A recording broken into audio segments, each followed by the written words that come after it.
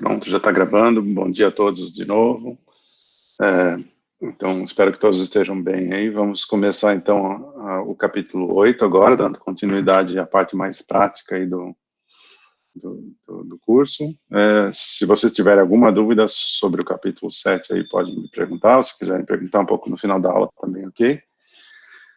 Então, hoje a gente vai começar. Lembra que no capítulo 7 a gente falou sobre análise dimensional e semelhança. A ideia era apresentar para vocês os números adimensionais mais importantes na mecânica dos fluidos. A gente mostrou, através da semelhança, um primeiro uso desses números adimensionais, que é relacionar ou equações com equações adimensionais para a gente resolver os problemas numericamente, analiticamente, ou relacionar laboratório, ensaios, túnel de vento, tanque de prova, assim por diante, modelos, né, com protótipos, né. Então, agora a gente vai continuar na matéria e a gente vai ver que esses números adimensionais vão aparecer algumas vezes, sempre que a gente precisar resolver os problemas. Por exemplo, quando a gente for resolver analiticamente, vocês vão ver que a gente pode querer fazer a dimensionalização da equação, e se a gente fizer isso, a gente vai cair num número adimensional que vai influenciar aquela equação. Se a gente for resolver o problema de forma mais prática, correlacionando o problema com um laboratório, com túnel de vento, assim, ou um problema com outro, onde a semelhança acontece, aí a gente vai usar esses números adimensionais parecidos com o que a gente usou ali na semelhança, ou para consultar gráficos, esse tipo de coisa, ou tabelas, ou programas de computador, tá? Tem uma particularidade aqui dos capítulos 8 e 9, que eles são divididos em parte A e parte B, certo? Então, no capítulo 8 e 9, a gente vai começar a considerar os efeitos de viscosidade. A gente ainda vai considerar os escoamentos incompressíveis. A compressibilidade vai ser explicada para vocês em MACFlu 2, os efeitos de compressibilidade, né, não a compressibilidade em si. Então, a gente vai começar a entrar no capítulo, na ideia de qual é o efeito de viscosidade, e por isso ela é dividida em 4 partes, né? O capítulo 8 e 9 dividem escoamentos internos, eu já vou explicar direitinho a diferença, né? E escoamentos externos. Então, a diferença entre um e outro é que um está todo confinado por superfícies sólidas, aí, né? E o outro tem uma superfície sólida só de um lado, né? Por exemplo, a tubulação é um escoamento interno. A asa de um avião é um escoamento externo, certo? E ele é dividido em partes A e B.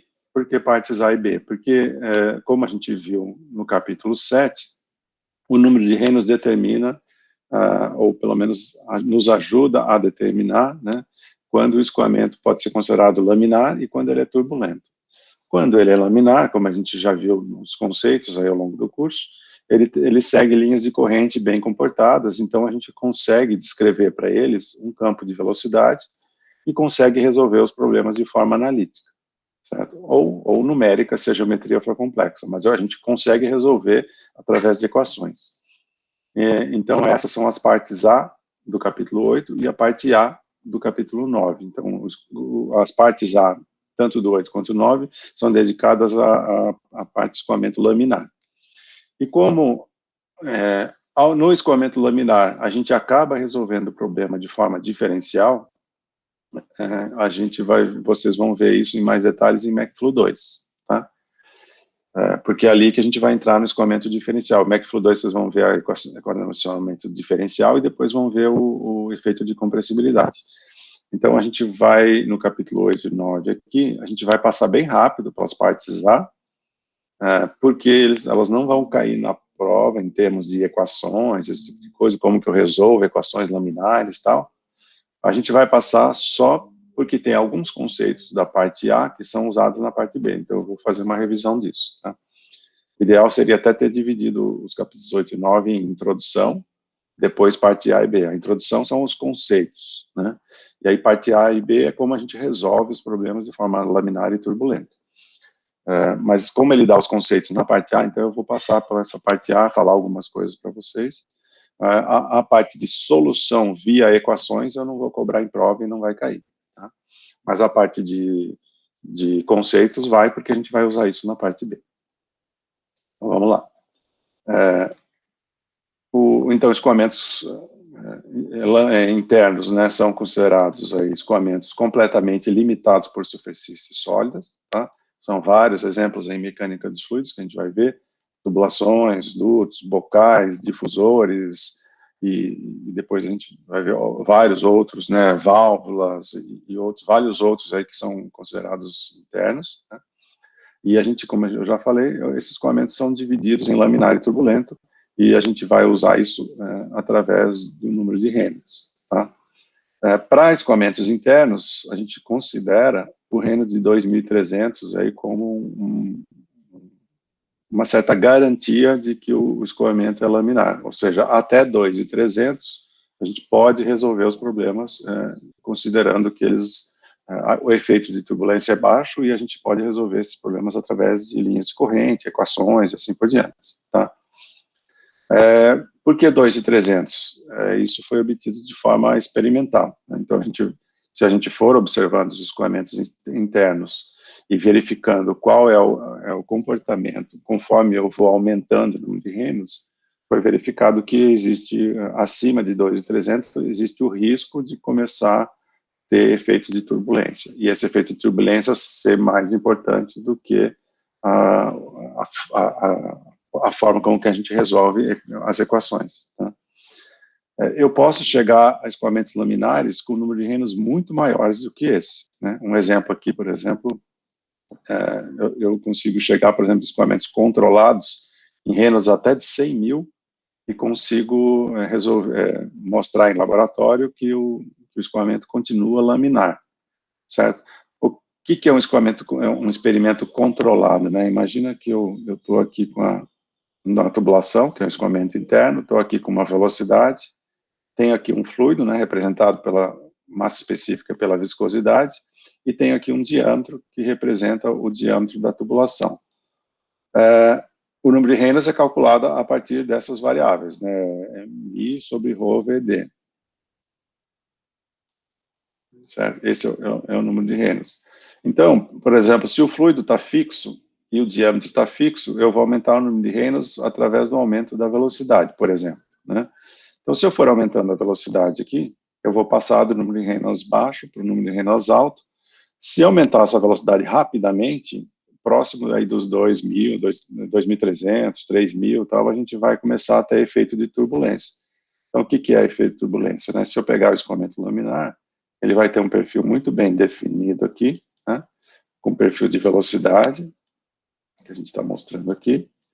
E essa velocidade, a componente da velocidade na direção x aqui, ela é muito maior do que qualquer outra componente na direção y, aqui, né, para cima ou para baixo. Ou seja, se eu soltar uma partícula aqui, ela vai percorrer um caminho bem horizontal. Isso nos dá um indício de que o escoamento é laminar, porque ele está seguindo uma linha de corrente bem definida.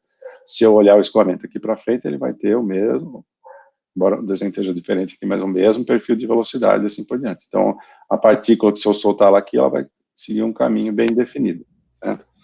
O que acontece? Oi, pode perguntar. Não teria como definir o escoamento laminar como sendo um escoamento em que as linhas de corrente são previsíveis? Previsíveis? Elas são previsíveis, mas previsíveis depois que você consegue determinar o campo de velocidade, mas é isso mesmo, ou seja, eu consigo, o laminar é o escoamento onde eu consigo representar o escoamento por equações de campo de velocidade, ou seja, se eu tenho equações de campo de velocidade, logicamente as linhas de corrente são previsíveis, né? Entendi. Mas lembra que elas podem ser previsíveis, mas elas podem variar com o tempo, nem sempre o escoamento laminar é regime permanente. Eu posso ter um escoamento laminar, onde as linhas de corrente vão mudando com o tempo, né? Como a gente viu lá atrás. Lembra que eu tinha linhas Por isso que de você corrente? falava previsível e não estático. Então não é estático, não ele é previsível porque eu consigo prever através do campo. Então, o escoamento laminar é um escoamento que a gente consegue descrever através de um campo de velocidade. E lembra que esse campo de velocidade, ele depende de x, y, z e t, né? Como a gente viu lá na definição dos capítulos iniciais. Então, se eu consigo descrever o escoamento por um campo de velocidade, então ele é laminar, certo? Ou seja, eu consigo determinar a equação da linha de corrente, e lembra que eu falei lá no curso, que embora talvez vocês não peguem isso agora, tal, demore um pouquinho, até um pouco no curso, mas se eu tiver o fluido, se eu conhecer o fluido, se eu conhecer o campo de velocidade, eu consigo resolver qualquer coisa em mecânica dos fluidos, né? Então, é isso que a gente consegue determinar aqui. Então, não sei se ficou claro. Eu acho que eu poderia dizer que ele é previsível, mas uma definição melhor, assim, mais científica, seria o escoamento laminar é aquele onde eu consigo usar um campo de velocidade para descrever o escoamento, né? Por que no turbulento eu não consigo? Porque o turbulento tem uma componente aleatória, certo? Como a gente vai ver daqui a pouquinho. Então, eu ia começar a falar aqui. Se eu tenho uma velocidade aqui, e eu começar a aumentar essa velocidade, o efeito da viscosidade aqui, esse tubo aqui é relativamente rugoso, né? Eu começar a velocidades altas, as partículas que vão tocar aqui, elas vão começar a ter uma componente de velocidade. Se esse efeito é muito grande, ele vai começar a se chocar com as partículas de baixo. Então, além de ter uma velocidade na direção x aqui num determinado ponto, ela vai ter uma componente aleatória de velocidade na direção r ou y, aqui, né, se for um tubo circular, por exemplo, na radial, se for um tubo, se for placas, por exemplo, na direção y, assim, né? E essa componente y aqui eu não consigo descrever porque ela é aleatória, eu não sei direito qual a rugosidade, qual é o efeito dessa rugosidade do tubo, então essa componente aleatória da turbulência eu não consigo determinar. Eu consigo, daqui a pouco a gente vai ver, calcular a média, mas eu não consigo determinar exatamente uma linha de corrente para essa componente y aqui da velocidade, tá? E aí o que acontece? Se eu começar a aumentar isso rapidamente, essa turbulência vai acontecer bem rápida, né? Num Reynolds próximo de 2.300. Se eu fizer um escoamento controlado, o que é um escoamento controlado? Eu pegar um tubo bem liso, o máximo liso que eu conseguir possível, e eu for aumentando a velocidade bem devagarzinho, né? Bem devagar, assim, não abruptamente, esse efeito vai mudando e eu consigo ainda ter um escoamento laminar, mesmo para Reynolds bem mais altos, certo? Então, quando a gente fala 2.300 é o limite, significa que abaixo de 2.300 eu consigo garantir que é laminar.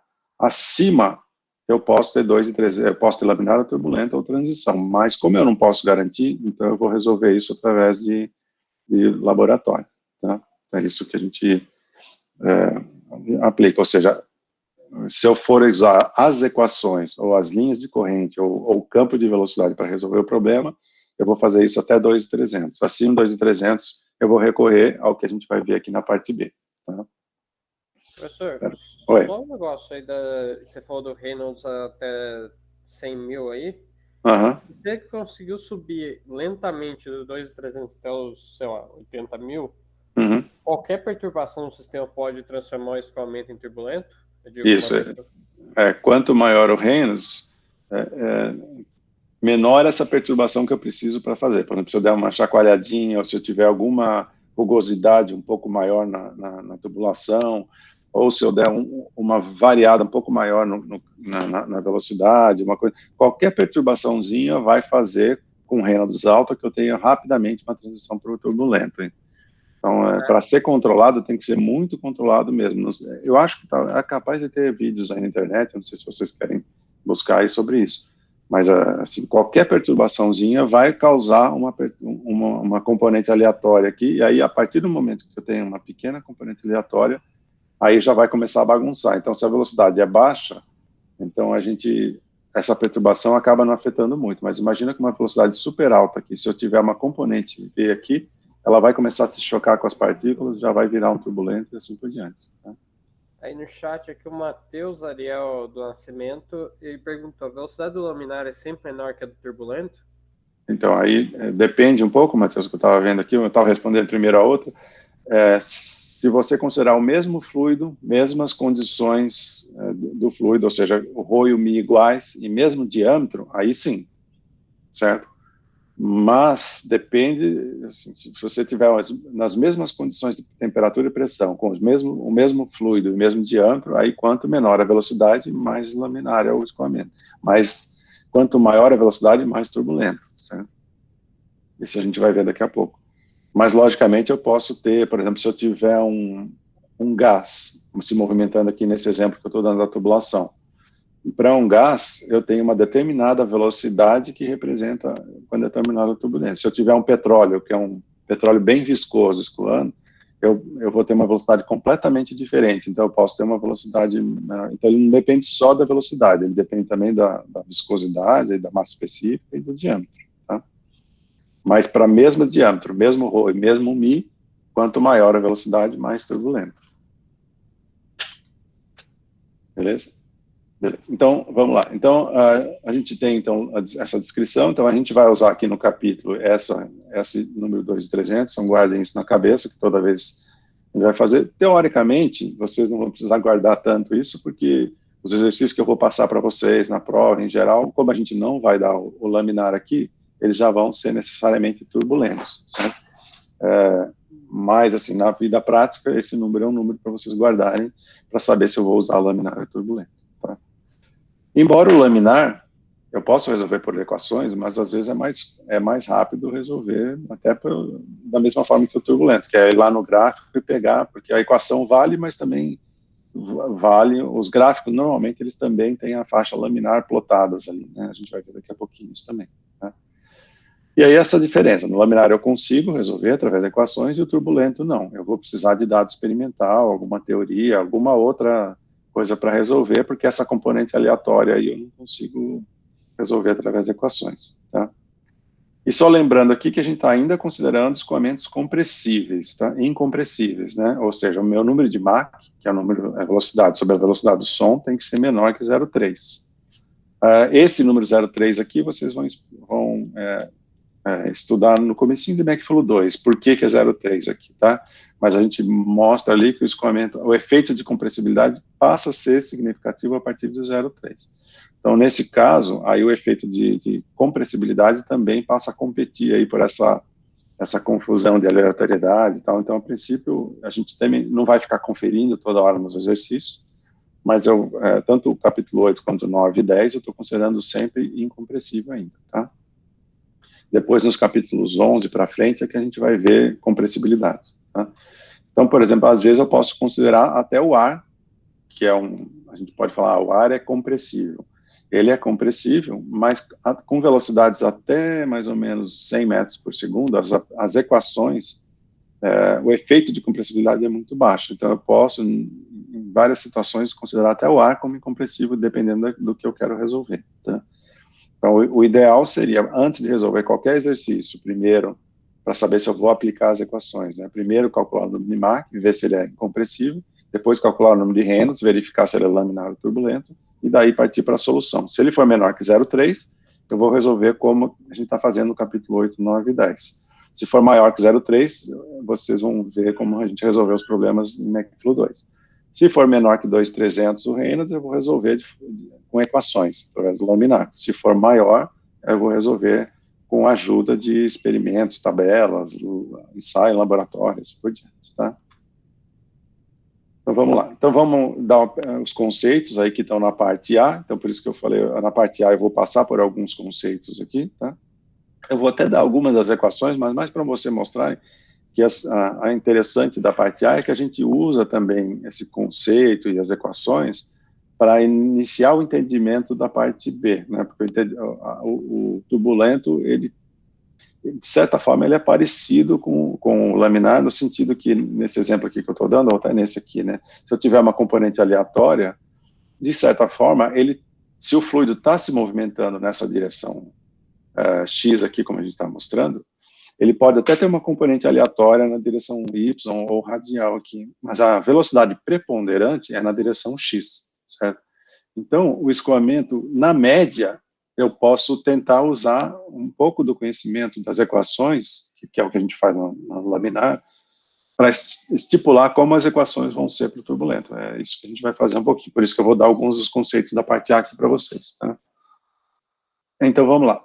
Primeira coisa, os escoamentos internos, é uma coisa que é bem complicada também, que é outra coisa que vocês teriam que verificar toda vez que resolvem um problema, e essa condição talvez seja mais difícil de determinar, é o comprimento de entrada, certo? Que todas as equações para resolver o problema laminar, ele assume que eu tenho um perfil de velocidade que a gente chama de completamente desenvolvido. Certo? Então, o que é um perfil completamente desenvolvido? É um perfil que não muda mais a partir de um determinado região de entrada aqui. Então, imagine que eu tenho uma velocidade não perturbada aqui, que eu estou chamando de U0. No começo do tubo, ela está sentindo os efeitos da parede aqui do tubo, então vocês estão vendo aqui, mas tem uma parte ainda aqui, ó, que ela não sentiu o efeito da parede do tubo, ela continua o zero. Mas ele vai sentindo o efeito viscoso aqui da parede do tubo aos poucos, certo? Então, essa região pontilhada aqui, que está mostrando aqui em vermelho, né, é a região que vai mostrando, a partir de um determinado momento, na verdade aqui deveria ser essa pontilhada aqui deveria vir até aqui, tá, no desenho. Deixa eu apagar aqui para ficar mais claro. O desenho está um pouquinho errado, aqui ele está convergindo aqui, mas a pontilhada deveria vir até aqui, tá? Ou seja, a partir desse momento aqui, todo o fluido já sentiu o efeito da parede do escoamento interno, certo? Então, a partir daí, eu vou ter um escoamento que não vai mudar mais o perfil, que é o que a gente chama de completamente desenvolvido, né? E aí tem vários estudos em laboratório, essas coisas, para vários tipos de perfil, vários tipos de diâmetro, vários tipos de número de Reynolds e tal, de quanto que é esse perfil, esse comprimento de entrada. Então, se eu vou resolver a equação partindo do princípio que eu tenho um perfil de velocidade, que é esse daqui, eu tenho que considerar que até chegar lá eu teria uma solução um pouquinho diferente, eu poderia resolver, tá? Então, para comprimento de entrada, em geral, para escoamentos laminares, esse diâmetro esse comprimento é por volta de 138 diâmetros. Então, se eu tenho aí uma tubulação de 5 centímetros, eu vou ter 138 vezes 5 centímetros até garantir que eu tenho um perfil completamente desenvolvido. E para o turbulento, ele é por volta de 25 a 40 diâmetros. Aqui, logicamente, quanto mais turbulento, menor esse número, certo? Então, de 40 a 25, a gente diria. Quem saberia me dizer por que o laminar é bem maior e por que quanto mais turbulento, menor esse perfil o perfil é completamente desenvolvido? Eu chutaria porque quando você tem Você está perguntando por que o perfil de velocidade aí vai ficando cada vez mais, não uniforme, mas vai ficando cada vez menos variado? Essa pergunta? Eu não entendi muito bem. Isso, mais ou menos isso. Ou seja, lembra que para atingir o completamente desenvolvido, eu assumo que todo o fluido está sentindo os efeitos viscosos que vêm propagados aí da parede do escoamento interno, certo? Tá.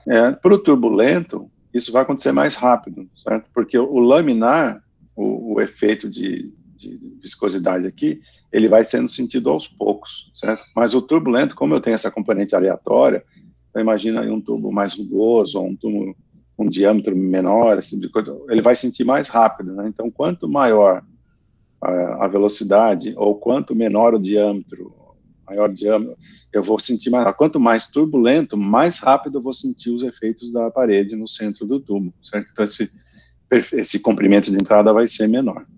Tá, eu tenho uma resposta para isso daí, que é o seguinte: eu imagino que no escoamento laminar, como uma partícula, a princípio, uma partícula que está na ponta ali, sentindo a viscosidade, os efeitos de viscosidade causados pelo tubo, ela só pode mover para frente, em teoria. Então, o resultado é que para ela conseguir interagir com a partícula do lado dela, tem que, basicamente, ela não vai ter como ir até o centro, ela vai ter que interagir com a partícula do lado e assim por diante até chegar no centro. Já no turbulento, a partícula pode se mover transversalmente, eu quero dizer, no eixo R aí.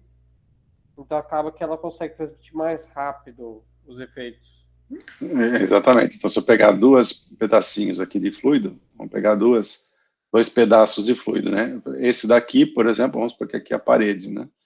Esse pedacinho de fluido já sentiu o efeito da parede, por exemplo, no laminar. Esse daqui, e essa parede vai retardar um pouco essa velocidade, certo? Esse de baixo, a partir do momento que esse foi retardado, ele vai sentir o fluido segurando ele para trás, aí vai retardar. Isso vai movimentando aos poucos no laminar. No turbulento, como você falou, exatamente, eu tenho uma velocidade da partícula também aleatoriamente para baixo, aqui na parte de cima do fluido, então isso vai se propagar muito mais rápido. Ao se propagar mais rápido, ele atinge o centro mais rápido. Atingir o centro mais rápido, então o perfil desenvolvido também acontece mais rápido, tá? Então, beleza, então é isso. Então, assim como então tem que conferir se é incompressível, tem que conferir se é laminar ou turbulento, para resolver os problemas, eu teria que conferir se ele, se eu posso usar as equações, principalmente do laminar, turbulento nem tão crítico assim, porque o turbulento é laboratório, né, e às vezes isso é obtido e tal, mas de qualquer forma, para o laminar principalmente, para aplicar as equações, eu teria que garantir que eu estou atingindo essa condição, ou seja, eu só posso usar as equações que vocês vão ver na parte A, lá em MACFlow 2, se a partir desse comprimento. Então, imagina que esse comprimento aqui é 10 metros, por exemplo, e a tubulação tem 20 metros, metade do escoamento eu já não posso usar as equações, o que fica meio crítico. Agora, se eu tenho uma tubulação de 100 metros, e aí eu não posso usar isso em 2, 3 metros, aí é menos crítico, o erro vai ser menor, né? Então, vai muito de quanto vocês vão usar, tá? Então, na parte A, o escoamento, a gente vai estudar o escoamento laminar completamente desenvolvido, que a partir do momento que ele é completamente desenvolvido, a gente vai ver que ele não muda mais, né? Então, se ele não muda mais, eu consigo expressá-lo por forma da equação. Só que a gente vai ver isso em MACFlow 2, tá? Aqui eu só vou usar os conceitos para vocês usarem na parte B, tá? Então, por isso que eu vou passar pelas equações meio rápido. Se vocês tiverem dúvida, lógico, me perguntem, mas aqui eu quero só dar os conceitos, que são os conceitos que a gente vai usar no escoamento turbulento também, tá? E ele não repete lá quando ele dá a parte B, por isso que eu tenho que explicar aqui para vocês. Então, como que são obtidas as equações na parte A? Eu sempre vou descrever o problema através de equações diferenciais aqui, né? E essas diferenças, por isso que a gente dá isso na parte em MACFlow 2, porque o capítulo 5 e 6, que são as equações diferenciais, vocês vão ver no início de MACFlow 2, mas basicamente eu posso usar também um elemento aqui para explicar como a gente chega nas equações, certo? Que é esse elemento de fluido aqui. Então, se eu pegar qualquer elemento de fluido dentro desse escoamento aqui, eu tenho dois efeitos aqui. Eu tenho o efeito da pressão, que está mostrado por essas equações aqui, e que ele acontece do lado direito e do lado esquerdo, certo? Logicamente, eu teria também a pressão em cima e embaixo, mas eu estou considerando que a variação de pressão horizontal aí é muito baixa, tá? Porque o escoamento numa tubulação não é sentido, mas eu tenho uma variação de pressão na direção X, e essa variação de pressão vai fazer com que o fluido se movimente, certo? Nesse caso, por exemplo, da esquerda para a direita. Ao se movimentar, aí ele vai sentir o atrito do elemento de fluido de cima e de baixo, certo? E dos lados também, mas do lado não tanto, porque aí se eu estou em escoamento horizontal, esse do lado vai se movimentar com a mesma velocidade, então eu não tenho esse efeito, certo? Eu vou ter só em cima e embaixo, certo? Então, tendo em cima e embaixo, esse efeito é sentido através da tensão superficial aqui, multiplicada pela área, certo? Então, do lado esquerdo e do lado direito, eu tenho a pressão, certo? E aqui do lado esquerdo a pressão mais um ΔP vezes menos dx sobre 2, ou seja, eu vou ter uma pressão um pouquinho diminuída. E aqui do lado direito, uma pressão um pouquinho aumentada. Logicamente, eu posso ter um gradiente de pressão para o lado direito ou para o lado esquerdo, né? Se ele estiver se movimentando para um lado ou para o outro. E ao se movimentar, ele vai ter uma tensão superficial para cá e uma tensão superficial para cá, fazendo com que a gente se movimente. Esses sinais que eu estou indicando aqui, né, essas setas, estão seguindo, lembra, aquele nosso padrão. Pressão sempre para dentro, e a tensão superficial vai seguir aquele campo de tensões que a gente viu lá no capítulo 2, tá? Por isso que a de cima, que é uma face superior, é para a direita, e a de baixo, que é uma face inferior, é para a esquerda. Logicamente, se ela vai ser para a direita ou para a esquerda, vai ser o sinal que a gente vai chegar dela, certo? Mas, de qualquer forma, eu tenho uma tensão superficial aí do lado. E a gente usa, para chegar nessas equações, a equação que a gente viu lá no capítulo 4, de placa infinita paralela, para chegar na solução. A gente vai usar a equação e vai usar essas condições de contorno, certo? Que em y igual a zero, que é aqui embaixo, a velocidade é zero, e em y igual a A, que é essa aqui em cima, Desculpa, aqui não é tubulação, tá? Aqui é placa paralela infinita, para ficar um problema 2D, tá? Mas tanto faz, depois a gente vai ver para tubulação também. Então, lá em cima e lá embaixo, a velocidade é zero. Isso daqui é uma lei, que vocês vão ter que acreditar em mim, por enquanto, que é a lei de não escorregamento.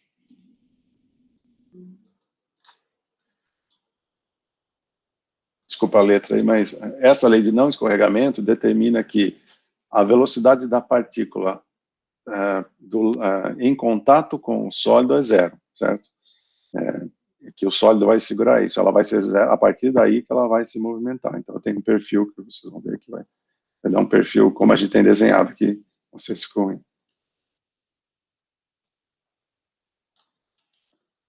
Eu tenho um perfil aqui de... Deixa eu pegar aqui.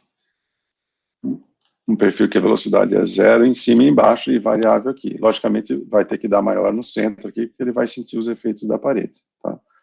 Então, o que a gente faz na parte A, que vocês vão ver no Macflow 2? Ele vai escrever as equações através desse balanço de forças, né? Então, eu tenho 4 forças aqui, a força do lado esquerdo, do lado direito, em cima e embaixo. Essas forças vão ser essas forças aqui, certo? Assumindo que é um perfil completamente desenvolvido, ele não vai variar no tempo, então esse termo aqui vai para zero. E aqui eu tenho o termo que a gente viu lá no capítulo 4, né, que é a quantidade de movimento entrando e saindo. Então, através desse balanço aí, eu vou chegar na equação. Então, aqui é zero, e aqui, se eu tiver um perfil completamente desenvolvido, a quantidade de massa que está passando é a mesma, o perfil de velocidade é o mesmo, isso daqui também vai para zero se eu escrever um escoamento ao redor do fluido. Então, as forças têm que ser zero. Se elas têm que ser zero, essas 4 forças aqui vão se equilibrar, certo? Ao se equilibrar, eu vou ter uma somatória dessas 4 forças, que é do lado... aqui está right, do lado direito, lado esquerdo, no topo e na base aqui, certo? Essas são as 4 forças que a gente escreveu lá atrás, elas vão se equilibrar. E aí ele mostra que para elas se equilibrarem, a única forma disso acontecer é o dp dx igual d tal xy, yx dy, certo? Isso só pode acontecer se os dois forem constantes. Por que só pode acontecer se os dois forem constantes? Vocês vão ver isso em detalhes aí em Macflow 2, mas aqui, como esse daqui é uma derivada de x, e isso daqui é uma derivada de y, né? E para as duas serem iguais, as duas têm que ser constantes, tá? Porque uma está dependendo de x, a outra de y, não tem como algo que dependa de x, porque daí a primeira vai variar e o segundo termo não, ou que dependa de y, porque aí o segundo termo vai variar, o primeiro não. Então, a única forma disso acontecer é as duas variáveis serem constantes. Daí eu vou integrar 2 vezes, né? Vou integrar uma vez aqui, obtendo a tensão superficial, vou integrar de novo, e aí a tensão superficial eu sei que é viscosidade vezes du dy, lembra que isso aqui só vale então para o fluido newtoniano.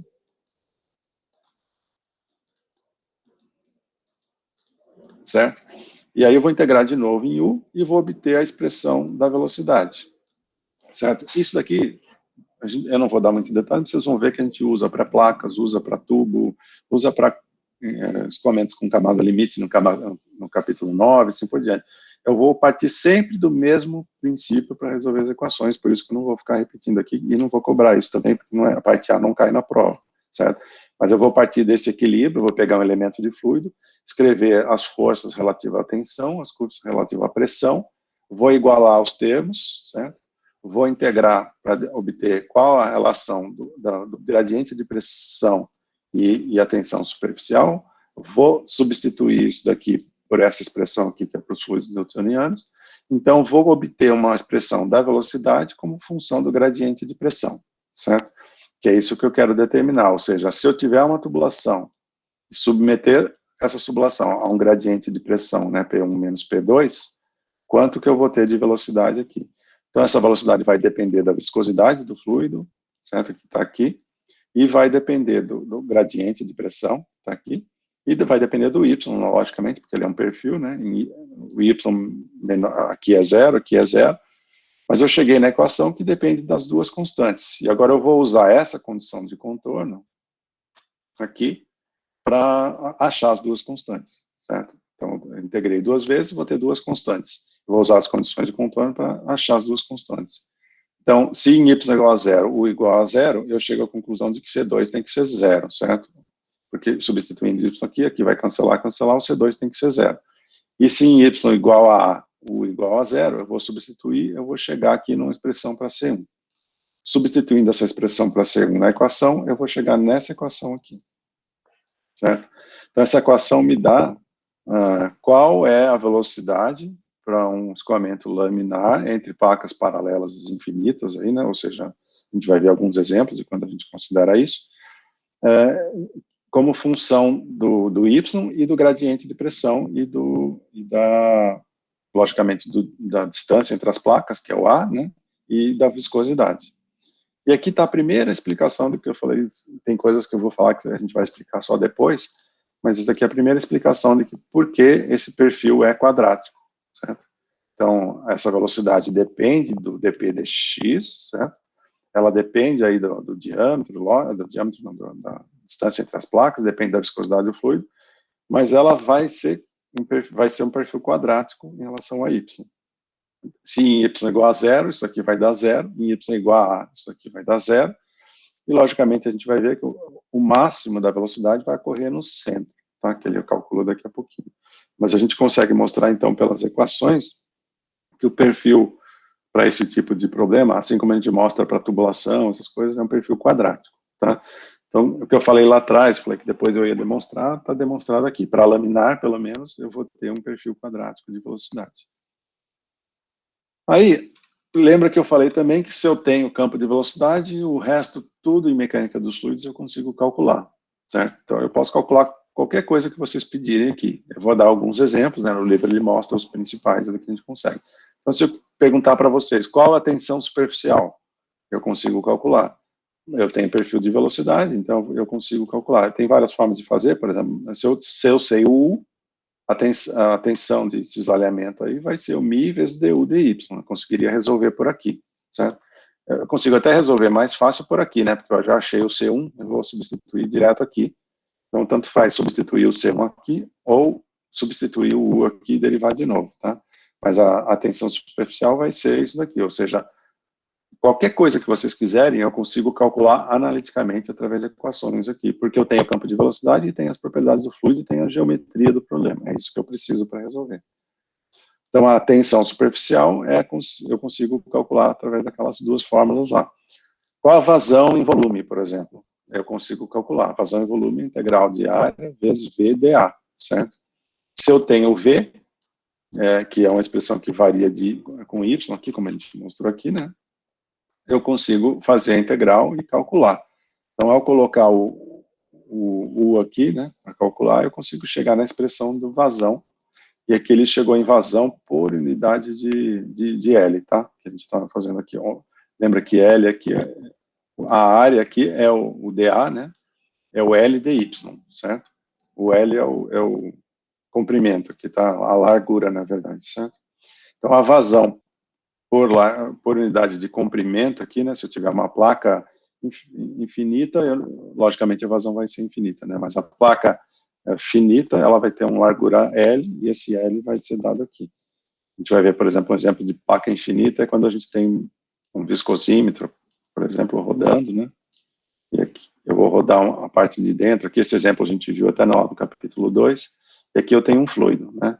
Esse fluido aqui, se eu estiver girando, eu posso considerar uma placa com efeito de placa infinita, né, porque ela não termina, né, ela é circular, mas o comprimento dela é esse comprimento aqui que a gente está aqui da placa. Então, tem outros exemplos aqui, mas esse aqui é um exemplo. Então, eu consigo calcular tensão de cisalhamento, consigo calcular vazão de volume. Se eu multiplicar isso daqui por ρ, eu tenho a vazão de massa. Se eu quiser saber, por exemplo, qual que é a vazão em função da queda de pressão, eu vou substituir, né, o dp dx como o P2 menos P1 dividido por L, né, na placa. Então, eu consigo chegar aqui. Essa é uma das expressões bem utilizadas em mecânica de fluidos, tanto para placas quanto para tubulações. A gente tem expressões parecidas, ou seja, a vazão por unidade de largura aqui, ela é dada por essa expressão. Então, a gente vê que depende do gradiente de pressão, certo? Depende da viscosidade, e depende no caso aqui, da distância entre as placas. Para uma tubulação, vocês vão ver que a expressão é igualzinho, só que em vez de depender do A, ela vai depender do D, que é o diâmetro, certo? E a constante vai ser um pouquinho diferente. Se eu quiser calcular a velocidade média, por exemplo, é só pegar a vazão e dividir pela área. Eu tenho a expressão também que me dá a velocidade média. E assim por diante. Qualquer coisa que vocês quiserem aqui, a gente consegue calcular a partir do momento que eu cheguei no campo de velocidade. Tá? Beleza? A velocidade máxima, que é aquele ponto que eu falei que ia demonstrar, né? Eu consigo mostrar que a velocidade máxima ocorre, né? Se eu fizer um du dy, a velocidade máxima vai ser o ponto onde isso daqui é zero, certo? Onde a derivada é zero. E a gente mostra, então, que esse ponto acontece em y igual a sobre 2, ou seja, na metade das duas placas. Se eu substituir o y, a sobre 2, na expressão de velocidade, que é essa daqui, eu consigo chegar também no valor da velocidade máxima, que é esse valor aqui. Que é, nesse caso aqui, 3 meios da velocidade média. Se vocês chegarem aqui, a velocidade média é isso daqui, isso daqui é a velocidade máxima. Então, eu posso começar a tabelar tudo isso, ou seja, toda vez que eu tiver um escoamento entre placas e eu garantir que o Reynolds é menor que 2.300, eu não preciso ficar calculando tudo isso de novo. Eu tenho uma tabelinha onde tudo isso já está calculado. Tensão superficial, vazão, velocidade máxima, ponto onde a velocidade máxima acontece, velocidade média, qualquer outra coisa aí que vocês quiserem, gradientes de pressão, dependendo, tudo aí, tá? Aqui ele mostra mais, assim, um negócio de transformação de coordenadas também. Eu não vou detalhar muito isso, porque a gente não vai à equação, mas eu posso ter o y no centro, ao invés do y lá embaixo. Isso vai acontecer na tubulação, por exemplo. E aí, logicamente, as expressões vão mudar um pouquinho, porque o y mudou, tá? Mas ela continua sendo o perfil quadrático, aqui dependendo da velocidade, e continua com todas as outras variáveis. Tá? Aqui, eu estou dando só o exemplo, eu não vou fazer esse exemplo aqui, porque isso aqui vocês vão ver em MacFlow 2, tá? Mas é só para dar o exemplo eu acabei de desenhar lá atrás, né? Então, vou imaginar que eu tenho um sistema hidráulico aí, que eu tenho um fluido hidráulico rodando. Então, se eu tiver isso daqui rodando, eu vou ter um escoamento entre placas paralelas aqui, né, considerando que uma aproximação, lógico, é uma placa paralela, mas é como se fossem duas placas paralelas, né, a parte de fora parada e a de dentro rodando, ou vice-versa. Ou eu posso ter escoamento entre placas paralelas também aqui, por exemplo, se isso aqui estiver parado e o fluido estiver caindo, que é o caso desse exercício aqui, tá? Eu tenho um sistema hidráulico aqui, está vazando o fluido pelas laterais desse dispositivo, tá? Por que está vazando? Porque aqui eu tenho um dispositivo que está segurando, aqui a pressão é 20 megapascal, aqui é 1, e aí pelo efeito de ter um diferencial de pressão muito grande, o fluido vai vazar por essa lateral aqui, certo? E aí eu vou usar essa expressão exatamente nesse exercício aqui para calcular, por exemplo, poderia usar, né, a gente não vai fazer, mas esse aqui seria o diferencial de pressão que a gente acabou de ver aqui, né, esse P2 menos P1, e através do P2 menos P1 eu acho o gradiente de pressão. Uma vez que eu tenho o gradiente de pressão, eu tenho vazão, velocidade média e assim por diante, tem todo o resto. Tá? E aí eu vou pular agora os outros, né, os outros exemplos, que vocês vão ver no MacFlow 2, mas aí eu tenho outras situações aqui, onde a placa superior está indo com velocidade constante. Então, na primeira, tinha as duas placas paradas e o fluido estava viajando, certo? Agora, eu tenho um fluido que está inicialmente parado e eu vou puxar a placa de cima com velocidade constante aqui, tá? Aí, qual que é a diferença entre isso? Isso aqui a gente vai ver, a gente vai resolver do mesmo jeito, pegar lá as equações, a equação é exatamente a mesma, certo? A gente chegou lá, porque o fluido é o mesmo, só que a condição de contorno vai mudar. A velocidade U em cima, como eu tenho não escorregamento, a velocidade aqui embaixo é zero, e a velocidade aqui em cima é a velocidade da placa, certo? Então eu vou ter um perfil um pouquinho diferente daquele que a gente viu. A equação é a mesma, mas as condições de contorno vão mudar. Se eu substituir as condições de contorno, eu vou chegar nessa velocidade aqui, certo? Que é um perfil também quadrático, certo? Mas eu tenho um termo linear aqui, certo? Por que é um termo linear? Porque eu tenho a placa viajando com uma velocidade U maiúsculo, certo? Se a placa está viajando com velocidade U maiúsculo, eu vou puxar o fluido com essa velocidade. Então, vamos imaginar um caso bem simples, onde o gradiente de pressão é zero, ou seja, não é a pressão que está aumentando, é só a placa de cima que está puxando o fluido. Então, isso daqui iria para zero. E aí o fluido vai ter um perfil linear, como a gente está vendo aqui. Certo? Se eu tenho um gradiente de pressão além disso, aí eu vou ter um gradiente linear somado a um perfil quadrático, como a gente está vendo aqui. Vou apagar aqui para não ficar errado para vocês. Então, tem duas componentes aqui, um quadrático, que vem do gradiente de pressão, e um linear, que vem da placa puxando. Certo? Não vou entrar muito em detalhes, mas a gente resolve isso da mesma forma, vai resolvendo lá. E esse daqui é só para dar um exemplo para vocês, né, de como ficaria, por exemplo, se a placa estiver parada, se eu tiver gradiente de pressão ou não. Então, como eu escrevi para vocês, se eu não tiver gradiente de pressão, eu vou ter um perfil linear, porque ele depende daquele U, Y sobre uma constante aqui, certo? Que é o A, eu acho.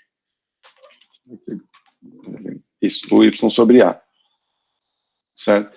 Se eu tiver um gradiente de pressão na direção para a direita aqui, que é um gradiente de pressão negativo, eu vou ter esse perfil aqui. Lembra que para placas paradas ele era quadrático. Se a placa de cima estiver se movimentando com velocidade U, ele vai ter esse perfil aqui, onde embaixo é zero, desculpa, e em cima é U. E aí ele vai ter esse perfil. Se o gradiente de pressão está para o lado esquerdo, ou seja, positivo, eu vou ter esse perfil aqui, certo? Ele em cima é U, embaixo é zero, mas ele vai passar por esse perfil. E aí eu consigo resolver qualquer outro problema da mesma forma, tá? O que eu quero que vocês guardem disso daqui? Só algumas coisinhas. Primeiro, o gradiente de pressão, como a gente viu aqui. Tá. Isso, o gradiente de pressão vai causar na velocidade um perfil quadrático. Tá? Por que eu quero que vocês guardem aqui? A gente vai diferenciar agora do laminar. A gente vai ver lá na frente como que vai ser o laminar em relação a esse. Para o laminar ele é quadrático, para o turbulento eu espero algo um pouquinho diferente, que daqui a pouquinho eu já vou perguntar para vocês se vocês esperam ele mais com um expoente maior ou menor. Tá? Mas aí eu vou deixar para frente para perguntar. E a outra coisa é que se eu não tiver gradiente de pressão, eu vou movimentar de acordo com a movimentação do sólido, certo? Então, se a placa estiver se mexendo, por exemplo, essa placa vai estar se mexendo com perfil linear, ou seja, ele vai acompanhar o sólido. Se eu tiver os dois, eu vou ter algo como isso daqui, uma combinação, uma soma dos dois efeitos. O fluido se movimentando pelo gradiente de pressão e o fluido se movimentando também porque a placa está puxando o fluido para a direita, certo? E aí, nesse escoamento mais complexo aqui, eu consigo calcular tudo de novo. Consigo calcular tensão de cisalhamento, consigo calcular vazão em volume, consigo calcular a velocidade média. A velocidade média, por exemplo, interessante aqui, ela é U sobre 2. Então, por exemplo, se eu tiver só a placa puxando e a velocidade lá em cima é U e lá embaixo é zero, logicamente, a velocidade média é U sobre 2, certo? E o outro é igualzinho à expressão do gradiente de pressão, né? Então, e aí, qual a velocidade média se eu tiver as duas coisas? Eu vou somar os dois termos, certo? Consigo o ponto de velocidade máxima, onde ele acontece, qual a velocidade para a velocidade máxima, e assim por diante, eu consigo calcular tudo, tá? Então, esse exemplo aqui, falei rodando aqui, mas lembra que ele é circulando por aqui, né? E esse outro exemplo é o exemplo rodando aqui. Se vocês quiserem ter uma ideia da solução, vocês podem dar uma olhada, tá lá no livro, tá? Mas a gente não vai cobrar isso daqui, vocês vão ver isso em MacFluid 2. Né? Isso. Aí tem outros perfis aqui, perfil laminar sobre placa vertical, que a gente não vai dar aqui, tem escoamento laminar em placas paralelas infinitas, viscosímetro, que é outra coisa que a gente vê, assim por diante. Tem vários exemplos, mas a gente vai entrar então agora na parte B, que é a parte mais importante para a gente, tá? Então, o que eu queria dar na parte A é isso daí, eu consigo chegar nas equações, eu consigo chegar no campo de velocidade através da equação de quantidade de movimento, a partir daí eu calculo o campo de velocidade, e a partir do campo de velocidade eu consigo calcular qualquer coisa, e eu mostro para vocês principalmente essas duas condições, o perfil linear e o perfil quadrático, tá? Vamos ver agora o turbulento, né, que é a parte B, e o que muda do laminar para o turbulento, tá bom? Alguma dúvida aí, que eu passei meio rápido, não é para vocês entenderem detalhes mesmo da solução, mas mais esses conceitos, tá? Mas se tiverem perguntas aí, me avisem, tá? Tá. Então, aqui a gente vai considerar, então, a parte B, que é o escoamento em tubos, né, em dutos. Lembra que se eu tiver um escoamento sem perda nenhuma, vale a equação de Bernoulli, certo? Então, eu teria um perfil de velocidade uniforme, que não é o caso aqui na parte B, e a gente já tinha mostrado aí em Bernoulli que a velocidade e o gradiente de pressão estão relacionados, né? Então, lembra que o Bernoulli relaciona o V² sobre 2 com GZ, né? Com P sobre ρ. Né? E esse constante, ou seja, se eu pegar entre dois pontos, o delta P está relacionado, sobre ρ está relacionado com V2 ao quadrado menos V1 ao quadrado. Né? E aqui a gente já tinha um indício de que eu tinha um perfil, o quadrado da velocidade vai ser importante aqui, né? A gente já viu também para o laminar que é um perfil quadrático, assim por diante.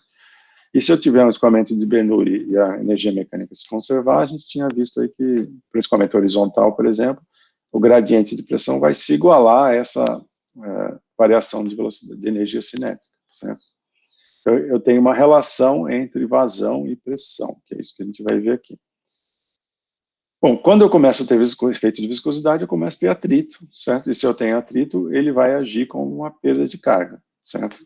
Como a gente já viu lá na parte A, ou seja, ele vai retardar as partículas perto da parede onde o fluido está escoando, certo?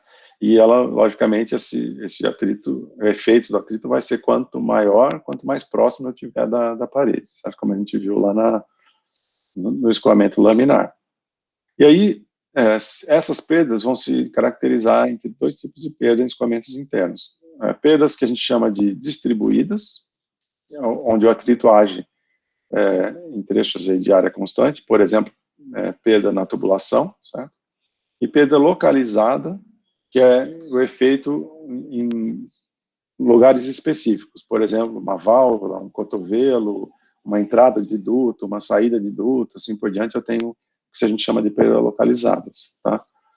No livro, ele tem um nome diferente, se vocês forem ler, é uma das únicas coisas que eu mudei aqui realmente na apresentação, porque o nome do livro causa uma confusão muito grande, eu acho, eu não gosto de como ele usa. Ele usa perdas menores e perdas maiores. A menor, ele chama a distribuída. Por que ele chama menor? Porque o valor da perda é menor, certo? Mas eu acho que pode confundir, porque isso daqui normalmente acontece em comprimentos muito grandes, por exemplo, numa tubulação grande, então essa perda menor vai acontecer ao longo da tubulação. E ele chama de perda maior as localizadas, porque a queda de pressão numa válvula, num cotovelo, numa entrada de duto e tal, ela é maior do que num duto, certo? Porque, logicamente, eu vou ter mais turbulência ali. Mas chamar de menor e maior pode confundir, porque a maior vai acontecer numa região pequena e a maior vai acontecer numa região grande, então pode confundir. Então eu prefiro usar essa nomenclatura, eu vou usar sempre isso aqui daqui para frente, que é a perda distribuída, ou seja, ela se distribui ao longo da tubulação, ao longo das placas, assim por diante, e a perda localizada, que ela acontece num local específico, ou seja, na válvula, no cotovelo, na entrada do duto, na saída do duto, numa restrição de vazão, esse tipo de coisa. Toda vez que eu tiver uma perturbação de escoamento, eu vou ter uma perda localizada. Tá? Então, para fazer o cálculo em escoamentos de dutos, a gente vai usar esses dois tipos de perda. Para as distribuídas, a gente vai usar conceitos muito parecidos com o que a gente viu lá no laminar, mas vai ver a diferença entre laminar e turbulento. E para localizada não tem jeito. Localizada é muito difícil. Dá até para modelar isso, mas é muito difícil a gente modelar. Então, normalmente, a gente vai recorrer a laboratório. Então, por exemplo, se eu tiver uma válvula, ou um cotovelo, ou uma restrição no escoamento, esse tipo de coisa, ou uma variação de diâmetro do escoamento e tal, como que eu vou saber quanto de energia mecânica eu vou perder naquele local? Eu vou ter que ir para o laboratório, fazer um experimento e verificar nas condições de experimento quanto que isso dá, e aí eu vou usar isso de forma de tabela. Só que não é um laboratório completamente aleatório, assim, a gente vai usar uma teoria por trás e verificar que essas perdas distribuídas localizadas têm uma fórmula que pode nos ajudar, e a gente vai achar só as constantes, que são aí os números, tá? Então a gente vai ver daqui a pouquinho. E a gente vai ver que, logicamente, essas perdas aqui vão depender, basicamente, aqui das condições, aí do Reynolds, dos números adimensionais, tá? E ela vai depender também do perfil de velocidade, né? Que primeiro vai determinar se ele é laminar ou turbulento. Se for laminar analiticamente, se for turbulento, eu vou assumir um perfil de velocidade e determinar os números experimentalmente, tá? Que essa aqui é a grande sacada aqui. Então, para o turbulento, eu não vou lá obter qualquer coisa, eu vou tentar partir de um perfil conhecido no laminar, saber como que o turbulento vai mudar a partir desse laminar, e aí eu vou através do experimento para achar essa característica desse perfil, tá? Então é isso que a gente vai mostrar para vocês aqui. Qualquer dúvida, vão me parando aí de novo, tá? Então, escoamento no interior de um tubo horizontal, por exemplo, circular, eu vou ter uma distribuição de tensão de cisalhamento, que é a mesma coisa que a gente já tinha visto lá no laminar, por isso que eu falei que a gente vai usar a teoria, certo? Então, a gente nem repetir, porque a gente já tinha mostrado lá, né? Então, aqui a gente vai pegar e vai integrar uma vez, pegando aqueles elementos, e vai chegar aqui na tensão de cisalhamento como função do gradiente de pressão, certo? Aqui a gente mostra que a tensão de cisalhamento varia linearmente com R, certo? E na parede do duto eu tenho o valor onde R igual ao R maiúsculo, aí, que é o raio do duto, tá? Então, a tensão de cisalhamento na parede do duto, ela é função aí do gradiente de pressão e do raio, tá?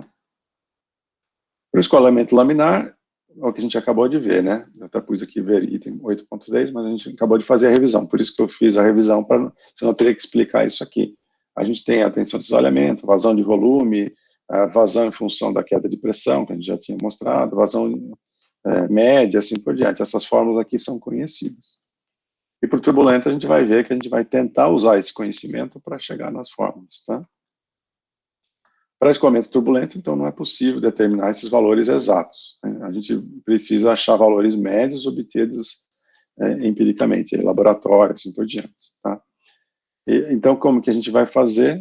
Aqui só está um exemplo, tá? Esse gráfico está um pouquinho confuso, mas é porque ele usa uns perfis aqui de velocidade média e tal, mas assim, daqui a pouco eu explico os números adimensionais aqui, mas ele está chegando aqui num perfil, numa tensão de cisalhamento turbulenta, para escoamento desenvolvida num duto, tá?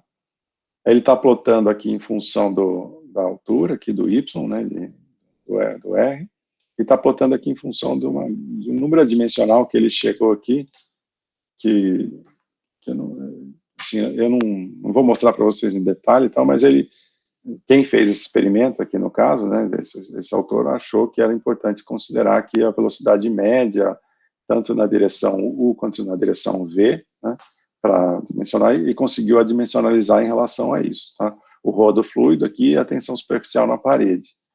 O que ele tentou chegar, né? Ele tentou chegar em algo que a gente pudesse plotar graficamente, ou chegar numa expressão, né, mostrando aqui que isso aqui tem essa variável aqui, tá?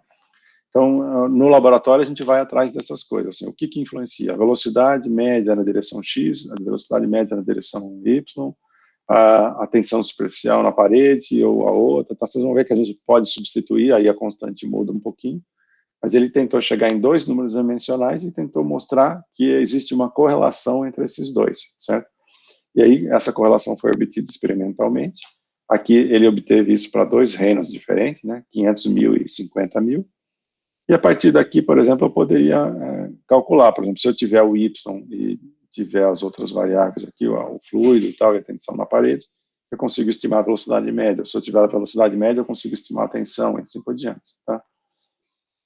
Isso aqui é só um exemplo, não precisa se detalhar muito, a gente vai ver como a gente resolve isso de maneira mais prática daqui a pouquinho, tá? Isso aqui também eu acho que eu vou até pular, eu vou dar mais importante para vocês, é isso daqui, ó. Existem duas coisas importantes para a gente chegar. A primeira delas é a lei da deficiência, que a gente chama, e a outra é a lei da potência, tá? Então, imagina aí que eu tenho esse escoamento em tubulação, certo? E eu tenho uma velocidade não perturbada aqui, que é o zero, certo? colocar aqui. E a partir do momento que eu tenho uma tubulação, placas, esse tipo de coisa, esse perfil de velocidade vai mudar, de forma que eu tenho uma velocidade maior aqui e uma velocidade menor aqui. Ou seja, eu tenho o efeito de atrito que vai atrasar esse escoamento. A lei da eficiência procura não determinar esse perfil, mas tentar chegar em quanto que a viscosidade vai atrasar, ou seja, vai atrasar o escoamento. Ou seja, eu tenho uma velocidade não perturbada aqui, que ele chama de U, né? Aqui seria o nosso zero, e ele tenta estimar aí quanto que eu vou atrasar em função de outras variáveis, né? Então, isso daqui é um exemplo que a gente pode usar a equação de eficiência. E o outro conceito que a gente usa, que eu vou focar mais aqui, que acho que esse é mais fácil de entender, e acho que é mais fácil para dar para vocês, e é muito mais comum da gente encontrar, é a lei da potência, certo? Que é determinar o seguinte: eu tenho um perfil de velocidade entre placas ou entre indúcios, o seguinte, onde a velocidade vai ser máxima no centro aqui e vai ser zero nos cantos. E a gente mostrou que para laminar eu tenho um escoamento que depende do y ao quadrado, certo? O que a gente vai assumir aqui? Que para escoamentos luminar, turbulentos, isso vai continuar acontecendo, ou seja, a velocidade não perturbada vai continuar zero, certo? E que a velocidade máxima vai ser no centro. O que a gente precisaria determinar, então, é que se esse escoamento ele vai ser mais assim, ou mais assim, ou mais assim, então eu vou escrever isso daqui através de uma equação da potência, certo? Ou seja, a minha velocidade média, né? Agora eu estou colocando sempre média aqui, lembra? Porque eu não posso mais calcular, eu estou assumindo que é uma velocidade média, porque eu tenho uma velocidade que é uma componente aleatória, mas na média ela está se movimentando para a direita, certo? Então, se eu tenho uma tubulação, placa, assim por diante, ela está se movimentando para a direita. Então, se para o laminar eu tinha um perfil quadrático, ou seja, esse número aqui era 2, né? Para turbulento, eu vou querer determinar se ele vai ser maior ou menor que 2. Hein? Mas as outras características eu sei que ele vai manter, ou seja, eu tenho velocidade de não escorregamento em cima e embaixo, eu tenho velocidade máxima no centro, e eu vou achar um perfil. Por que eu quero fazer isso? De novo, que eu mostrei para vocês, que se eu conhecer o perfil de velocidade, eu consigo calcular o resto.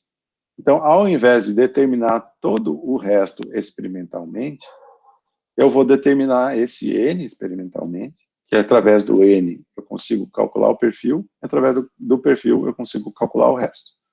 Certo? Então, eu poderia ir lá e obter experimentalmente a tensão de cisalhamento, a vazão média, a velocidade máxima. Só que eu teria vários gráficos para calcular várias coisas. Então, ao invés disso, eu vou fazer uma coisa muito mais simples. Eu vou assumir que eu tenho um perfil de velocidade parecido com o que a gente viu no laminar. No laminar, esse perfil é quadrático. No turbulento, eu ainda não sei. A gente vai ver daqui a pouquinho. Mas, ao invés de correlacionar todas as variáveis com o experimento, eu vou fazer um experimento para determinar o N. Uma vez que eu sei o N, eu consigo calcular o resto. Certo? Então, esse daqui é um exemplo onde as pessoas que fizeram experimentos determinaram que para Reynolds maior do que 2 vezes 10 a quarta, eu vou detalhar isso aqui daqui a pouquinho, certo?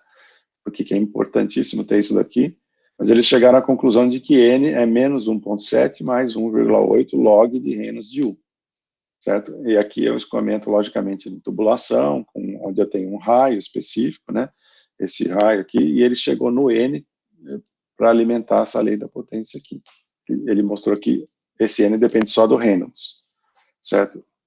Por que é importantíssimo a gente colocar isso, né? Porque ele precisa determinar qual faixa de Reynolds o experimento foi feito, certo? E ela só vale para aquela faixa. Então, aqui ele fez experimentos com Reynolds maior que 2 vezes 10 a quarta, e mostrou que, a partir dali, esse N vai convergindo para essa forma. Tá? Então, uma vez obtido isso, eu consigo determinar o resto por equações. Aqui, depois até a gente mostra aqui que a velocidade média, aqui em função da velocidade não perturbada aqui, é 2n quadrado, n mais 1, elevado a 2n mais 1. Tá? Então, eu consigo determinar, por exemplo, a velocidade média. Aqui ele está mostrando o experimento, tá? Que foi feito para determinar isso, para Reynolds 5 vezes 10 a quinta, Reynolds de 5 vezes 10 a quarta. Tá? Então, ele está mostrando dois trechos aqui, o que ele está chegando aqui. Ele fez vários experimentos, como vocês estão vendo aqui. Então, nessa faixa aqui, ele ainda está meio variável, mas aqui vocês podem ver que ele está se aproximando de uma linha reta, mostrando que eu tenho aqui uma linha reta entre esses dois números adimensionais aqui. Aqui é o y sobre r, e aqui é a velocidade média dividido por essa velocidade não perturbada. Aqui eu consigo aproximar por uma reta, e aqui eu também conseguiria, talvez por uma curva, uma reta, conseguiria aproximar o valor. Então, para esses dados, por exemplo, para esse perfil de velocidade, eu conseguiria mostrar, usar esse gráfico, ou usar essa equação que eu obtenho a partir desse gráfico, para chegar aí na velocidade média. Chegando na velocidade média, ou no perfil de velocidade, a gente consegue calcular o resto. Tá? Lembrando que aqui também é um tubo liso. Tá? E aí, eu mostrei já, mas eu queria que vocês perguntassem, o que vocês acham, por exemplo, se eu tiver um perfil quadrático de laminar, vocês acham que o perfil turbulento vai ser...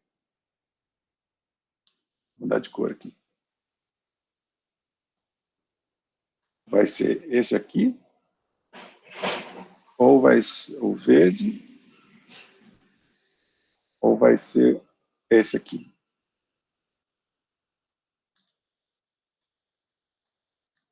Vocês acham que se o laminar é quadrático, ou seja, o expoente aqui é 2, né?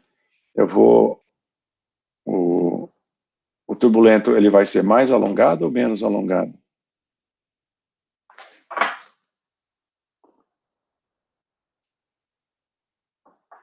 Eu acho que mais alongado, porque daí a velocidade vai ser um pouco mais constante. Se a velocidade é mais constante, ele vai ser mais ou menos alongado? Menos alongado, exatamente. Então, é isso mesmo. Só que o menos módulo alongado. vai ser maior, né? Tanto o Rodrigo respondeu, quanto o Vitor responderam, e é isso mesmo. Eu vou ter um perfil, logicamente, que ele é menos alongado. Cuidado aqui que ele está plotando adimensional, né? Mas ele é mais constante, certo? Então, logicamente, um vai ser assim, o outro vai ser assim, certo? Um é quadrático, o outro não. Como ele está plotando aqui em função da velocidade máxima, né? Ele está dando aqui, ou seja, quanto maior o n, menos alongado vai ser isso daqui, certo? Então, se eu pegar aqui na equação, logicamente já dá para ver isso, né? Quanto maior o n, mais constante vai ser esse perfil, certo? Ou seja, quanto mais turbulento, mais rápido eu vou sentir o efeito aqui das paredes, certo? Então, aqui lembra que está plotado em função do R, né? Então, quanto mais próximo do R, né, mais próximo da parede, e mais próximo do zero, menos próximo da parede, aqui é um centro, certo? Então, quanto mais maior o N, ou seja, quanto mais turbulento, maior o N, quanto maior o N, mais linear vai ser a função. Por quê? Porque o efeito da parede é muito mais rapidamente sentido pelo escoamento turbulento. O laminar, quando a gente viu, é semelhante ao que a gente viu lá no comprimento de entrada, né? Ele tem um perfil mais alongado, certo? Ou seja, se ele é mais alongado, dividido aqui pelo máximo, né? Ele vai ter um perfil que ele vem aqui quadrático. Quanto maior o N, mais perfil, certo? Então, a gente vai ver aqui, por exemplo, que esse tipo de coisa. Ele vai de quadrático para o laminar, e ele vai variando aqui no perfil. Então, nosso objetivo grande aqui para esse tipo de escoamento, intubação, em placas, esse tipo de coisa, é determinar qual é o N para aquele fator. Mas vocês já começaram a ver aqui que eu não vou precisar fazer muitos experimentos em laboratório. A gente está vendo aqui que o número mais importante para isso é o número de Reynolds, certo? Então, a gente vai ver que o N vai ser muito função desse número de Reynolds. Então, eu vou ter que fazer ensaios no laboratório, desde que seja semelhante, como a gente viu lá no capítulo 8, né? Uma tubulação com tubulação, esse tipo de coisa. Mas eu vou, ao invés de fazer os experimentos, logicamente alguém já fez tudo isso antes, a gente vai obter isso como função do número de Reynolds. Então, o N é a função do Reynolds. Uma vez calculado o N, eu uso a lei da potência. Uma vez determinada a lei da potência, eu tenho o perfil de velocidade. Uma vez o perfil de velocidade, eu consigo calcular todo o resto que eu precisar aqui, certo? Então, teoricamente, eu poderia seguir exatamente esse caminho e resolver o meu problema como se fosse como a gente viu lá na solução para o laminar, tá? E aí, a gente vai começar a ver isso, assim, como que a gente vai fazer esse caminho, que tipo de experimentos a gente tem, e para várias geometrias, tal, a gente vai ver alguns exemplos a partir de agora. Isso daqui vale, esse N aqui vale para perfis, para perdas distribuídas, que a gente está vendo aqui, certo? Está aqui. A gente está vendo esse tipo de perfil, a gente vai buscar para perda distribuída. Para perda localizada, logicamente, a gente vai direto no ensaio laboratório, mas a gente vai ver também que a gente tem um procedimento bem parecido, né? A gente vai mostrar que a perda localizada, ela é função da energia cinética que eu vou perder ali no caminho. Então, imagina que a gente já mostrou para o Bernoulli, por isso que as equações são importantes, né? Para um escoamento, vamos pegar sempre horizontal para não complicar, tá? Eu tenho uma relação entre energia cinética e perda de pressão, certo?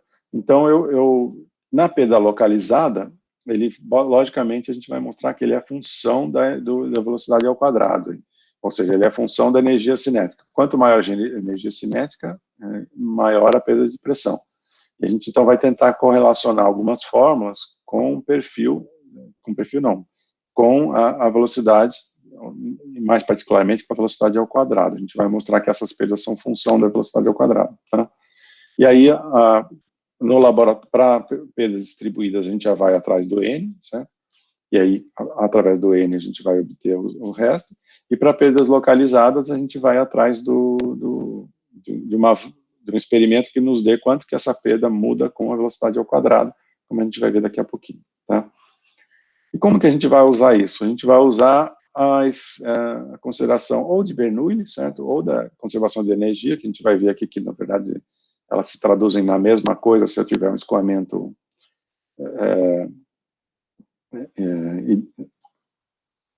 isotérmico, certo? Mas, para ficar mais geral, a gente vai usar energia, porque a equação de energia considera também perda de calor, se a gente quiser, tá? Então, a gente pode usar Bernoulli, mas lembra que Bernoulli e energia, quando a temperatura é constante, elas vão cair na mesma equação, né? Só que agora, ao invés de ter um escoamento ideal, como era o caso lá, né? Ou seja, no escoamento ideal, eu tinha esse termo aqui indo para zero, né? Que, em Bernoulli também, né? Mas esse termo agora não vai mais para zero, porque agora eu tenho uma tensão de cisalhamento que, para escoamento com efeito de viscosidade baixa, ele vai ser zero. Para escoamento com tensão de cisalhamento, eu vou começar a ter uma perda de energia ao longo do caminho, que vem justamente do cisalhamento que eu tenho, né, do atrito com a parede e tal. E é isso que a gente vai ver agora. Eu vou tentar localizar, usar a equação de energia, tá? Então, vamos pegar aqui essa equação de energia, depois a gente vai considerar isso daqui, inicialmente sem perda e depois com perda, tá? Então, aqui, com escoamento aqui sem perda, eu tenho o Q ponto, né, como função aí do M ponto, vezes a variação de energia interna, função da P sobre ρ, função do delta Z, que é energia potencial cinética, e função da variação de energia cinética, certo? Quando a gente resolveu lá no capítulo 4, a gente estava sempre usando velocidade média, certo? Só que agora eu não posso mais fazer isso. Por que eu não posso mais fazer isso? Desculpa, a gente estava sempre usando velocidade, porque antes o perfil era uniforme, certo? Como o perfil, para o capítulo 4, escoamento ideal, viscosidade desprezível, eu não vou ter o atrito, então a velocidade era bem próxima de uniforme. Se eu tenho velocidade próxima de uniforme, eu poderia usar aqui direto V ao quadrado sobre 2, certo? Ou ρ, V ao quadrado sobre 2, aqui como a gente está usando, talvez, vezes o M ponto, né? Esse aqui é o M ponto, esse aqui é o V ao quadrado sobre 2, certo? Aqui eu não posso mais fazer isso, por quê? Porque a velocidade está variando, então eu teria que calcular uma integral de A2 sobre isso aqui e uma integral de A1, certo? Que lembra que aqui é a integral da superfície de controle do M ponto vezes a energia específica, certo? Mais o PV. Então, quando eu vou fazer isso daqui, se a velocidade é constante, esse M ponto aqui, esse aqui vai sair da integral, eu não preciso fazer essa integral.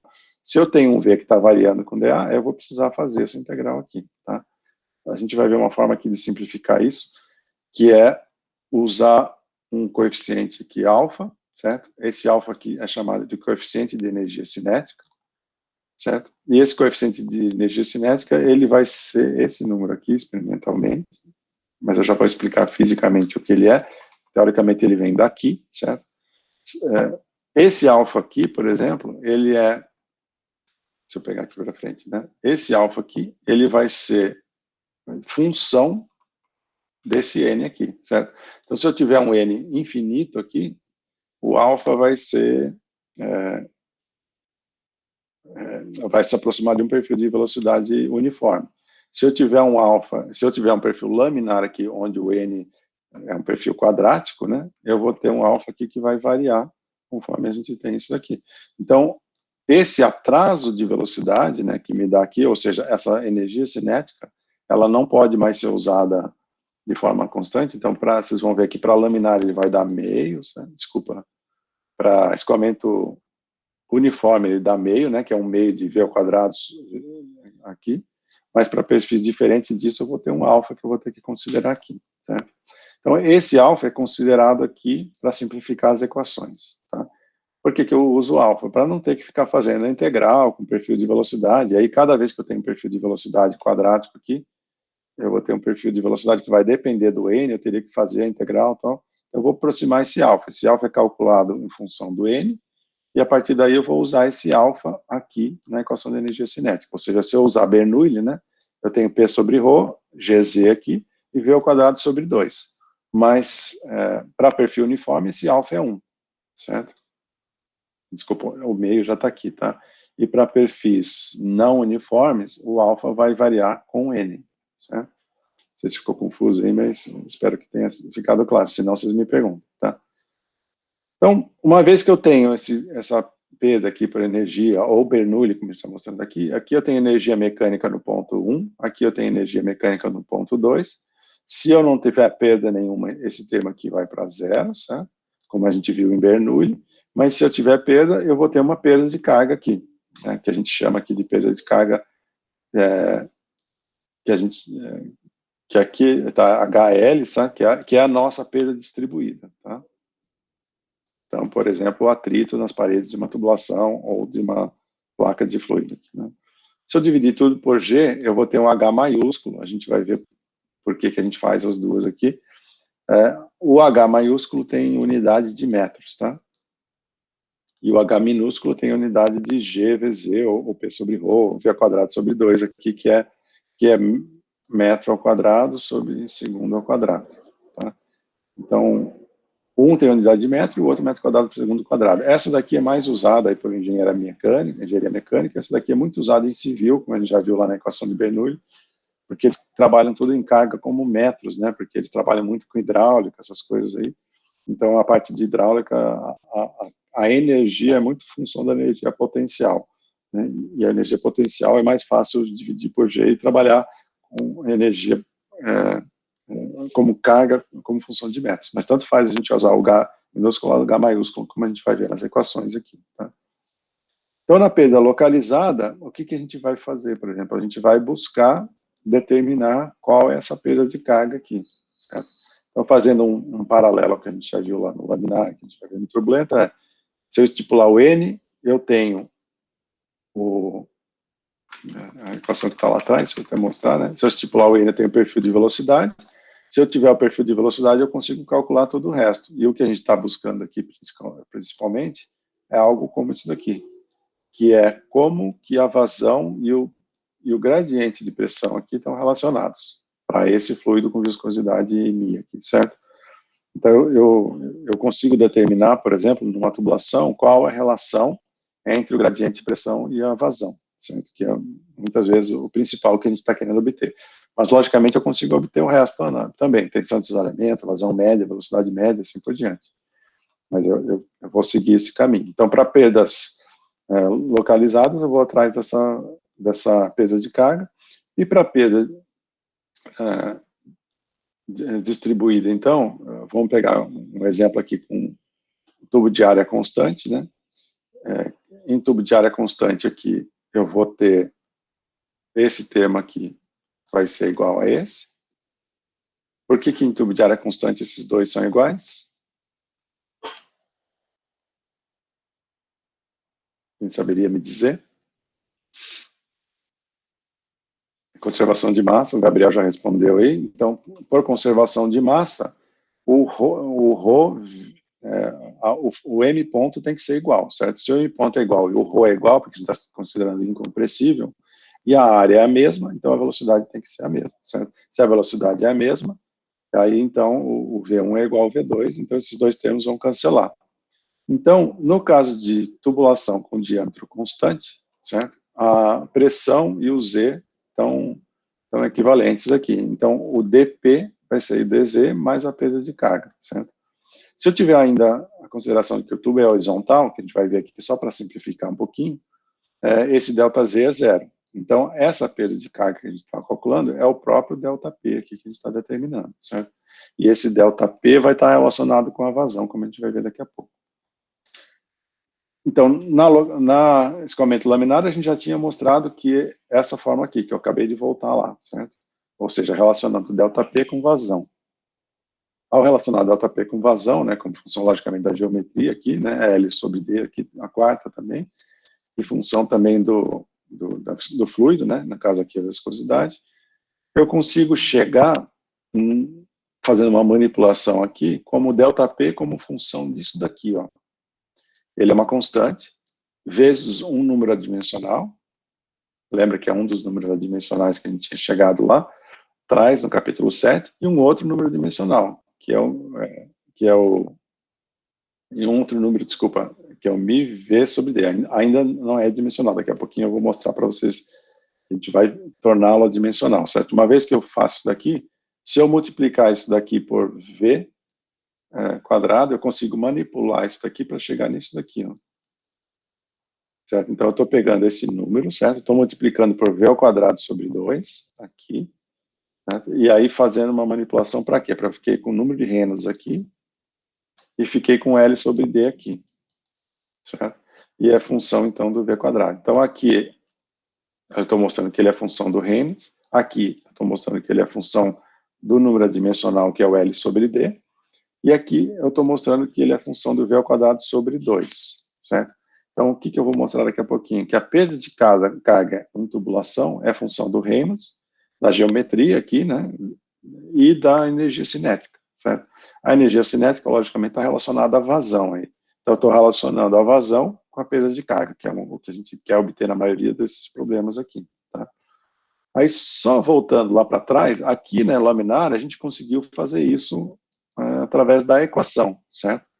Então, eu consigo mostrar, relacionar a perda de carga, calcular diretamente aqui essa perda de carga que eu estou querendo aqui, né? Eu consigo calcular diretamente pelas equações, porque eu conheço o perfil de velocidade. No turbulento, o que eu teria que fazer? Aí eu volto lá para o capítulo 7. Isso aqui a gente já viu lá, por isso que a gente deu esse exemplo lá. A minha perda de pressão vai ser função do diâmetro, da rugosidade, da viscosidade do fluido, da velocidade média e do L, por exemplo.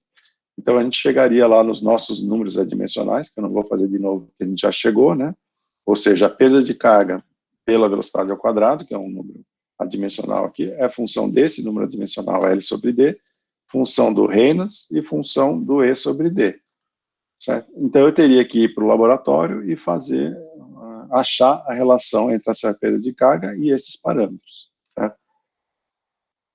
Então, para simplificar um pouquinho, esse termo aqui, né, que é a perda de carga, que vem, logicamente, daqui, né, essa relação que a gente vai chegar, esse fator aqui é chamado de fator de atrito. Lembra que é o que eu tinha falado para vocês também no capítulo 7, que eu ia explicar o que é o fator de atrito, né? Então, eu mostrei aqui que isso daqui, ele é a função de L sobre 2 e V ao quadrado sobre 2. Aqui eu deixei da mesma forma, L sobre D e V ao quadrado sobre 2.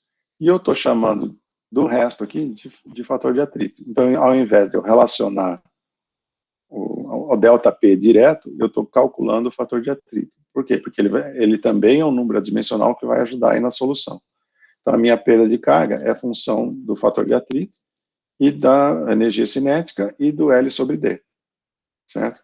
E esse fator de atrito é o que é constantemente encontrado aqui com o diagrama de Moody, que foi aquele diagrama que eu dei para vocês lá na equação. Ou equações, as equações a gente vai ver na aula que vem, tá? Hoje eu vou concentrar no diagrama aqui para a gente encerrar a aula, que é exatamente aquele gráfico que eu dei para vocês lá no capítulo 7, que eu falei que ia explicar depois, tá?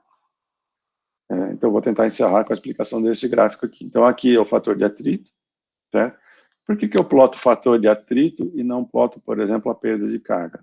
Porque, logicamente, a perda de carga, ou ΔP, essas coisas, a perda de carga, o outro, eles vão ser função da geometria, do duto, do diâmetro do duto, do fluido, essas coisas. Esses números aqui são adimensionais. Então, ao invés de eu plotar direto aquela quantidade, eu vou plotar o fator de atrito. Então, isso vale para qualquer diâmetro de duto, vale para qualquer Reynolds, vale para qualquer L sobre D e tal, qualquer rugosidade relativa. Então, fica mais fácil eu plotar tudo adimensional, porque daí eu faço um gráfico só, e qualquer geometria, qualquer velocidade, qualquer coisa, eu vou através desse gráfico. Tá? Depois, se isso não ficar bem claro, eu volto no começo da aula que vem. Tá? Eu poderia fazer um gráfico desse, plotando o que a gente quer, né? O ΔP como função do resto. Mas, ao invés de plotar o ΔP, eu dimensionalizei aqui, cheguei no fator de atrito, e vou plotar o fator de atrito, que é um fator adimensional, como função disso. Tá? Então, vamos explicar de novo aquilo que a gente já explicou lá. Então, vou passar rápido, e aqui está um pouquinho mais explicado. Então, para laminar, isso aqui é uma reta, e a gente mostrou aqui atrás, lembra que o fator de atrito, que é isso daqui, que é multiplicado L sobre D ao quadrado sobre 2, era 64 sobre Reynolds. Então, ele é um valor constante, que eu posso tanto plotar no gráfico, mas eu posso também calcular uma equação. Então, o fator de atrito para laminar é 64 sobre Reynolds. Certo? Então, se eu quiser obter, por exemplo, a perda de carga numa tubulação, e eu souber que o escoamento é laminar, eu só preciso calcular o Reynolds. Divido 64 sobre Reynolds, tenho o fator de atrito. Tendo o fator de atrito, eu multiplico pelo L sobre D e por V ao quadrado sobre 2 e consigo calcular a perda de carga na tubulação. Certo? Aí vem os outros termos. Por exemplo, se eu tiver um tubo liso, como a gente viu aqui, eu vou cair nessa última curva aqui de baixo, certo? Que foi obtida experimentalmente, mostrando que à medida que eu vou diminuindo a rugosidade da tubulação, eu vou convergindo para essa curva, certo? E essa é a curva que a gente usa para tubo liso, e por isso que ele falou aqui que a gente tem algumas equações, tem várias equações na literatura, depois a gente vai ver na aula que vem, nos exercícios, que tentam chegar nessa equação aqui para tubo liso. Tá? Para tubo rugoso já é um pouquinho mais difícil, mas logicamente eu consigo também. Tá? Daí a gente tem essa linha pontilhada aqui, que é essa linha que está descendo, que a partir daqui, essa linha é praticamente uma constante, mostrando que o número de Reynolds já não influencia mais, ou seja, a rugosidade é o que vai determinar o fator de atrito, ou seja, o meu escoamento é tão turbulento que o efeito de viscosidade é baixo comparado com o efeito da turbulência e causado pela rugosidade do duto. Então, para rugosidades muito altas, ou velocidades muito altas, velocidades médias, aí eu vou ter um número de Reynolds muito alto. Para um número de Reynolds muito alto, a solução não depende mais do número de Reynolds, mas depende mais da rugosidade. Como que eu cheguei nessa conclusão? Experimentalmente, certo? Então, a gente pegou aqui um experimento, foi fazendo isso, foi aumentando a velocidade, aumentando, e vendo que a partir daqui ele está praticamente constante. Ou seja, eu poderia aumentar a velocidade muito mais aqui, que o fator de atrito não mudaria muito. Fiz a mesma coisa para outros, tal, mas logicamente, quanto menor a rugosidade, mais rápido, ou seja, quanto maior a rugosidade, mais isso vai acontecer, né?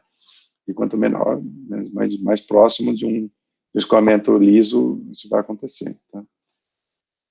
Observou-se também, então, que eu tenho uma transição aqui do laminar para o turbulento, né, que isso vai depender um pouquinho daquelas condições que a gente falou lá no início, tal, seja, um escoamento controlado, não é, tal.